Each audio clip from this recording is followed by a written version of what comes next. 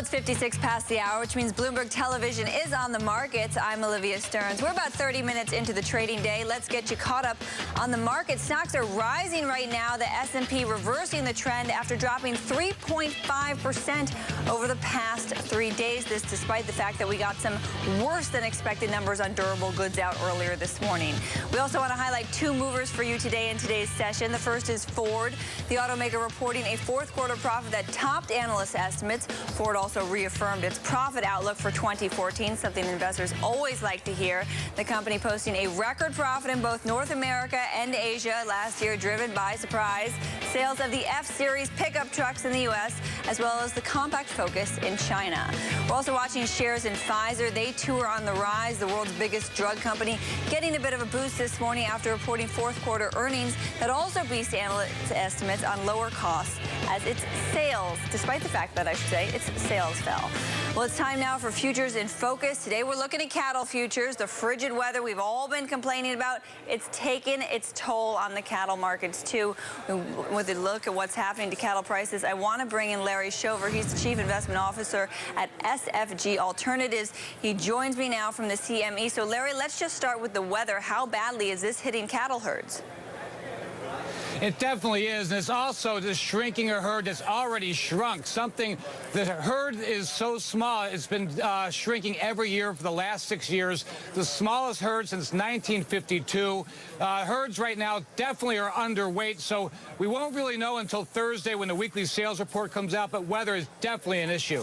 That's really incredible to hear that we have the smallest herds in America since the 1960s. What's this going to mean for us actually in the grocery aisles? Are we going to be seeing higher prices for steaks?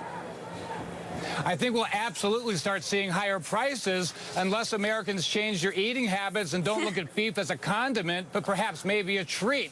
The fact is that packers continue to chase cash. The cash price is trading $3 to $4 over the futures price. All the while, margins are still positive, which means the wholesaler, the retailer, is willing to pay the price. Americans are willing to pay the price. So, yeah, we're going to see higher beef prices until there's some sort of demand destruction. So what would cause that demand destruction, besides obviously people stopping eating meat? Any other catalysts in the market that could turn prices around?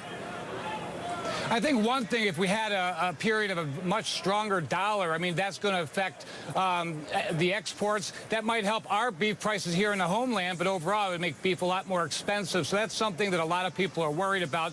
But I really believe the drought in Texas, the shrinking herds, and the increased demand for meat is all the driving factors for making beef prices higher going forward.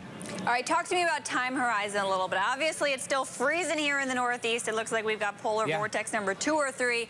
I was reporting this morning that the cold weather is, in fact, heading south, too. But let's take a little bit look out a little bit further. What does it look like for cattle prices, you know, March, April, May? How are things looking for the spring?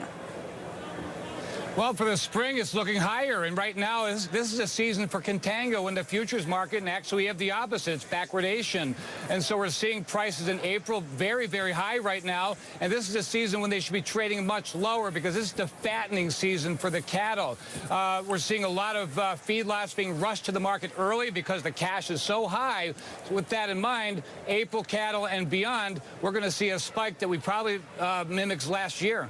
All right, Larry Shover, thank you so much with the outlook on cattle prices set to rise as the cold weather digs in.